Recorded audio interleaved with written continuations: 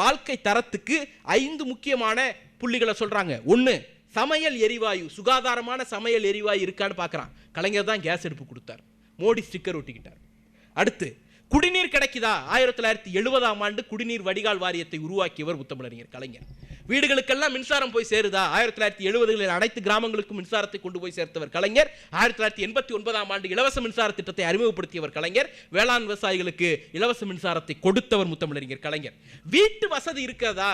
1970ஆம் ஆண்டு குடிசை மாற்று வாரியத்தை உருவாக்கினார். அதற்கு முன்னால் ஆதிதிராவிடர்களுக்கான வீடு வழங்கும் திட்டத்தை உருவாக்கினார். அரசு ஊழியர்களுக்கான வீடு வழங்கும் திட்டத்தை உருவாக்கினார். இன்னைக்கு கலைஞர் பெயரில் வீடு வழங்கும் திட்டம் வரைக்கும் பார்த்து செய்து கொண்டிருக்கிறார் திராவிட மாடலுடைய முதலமைச்சர்.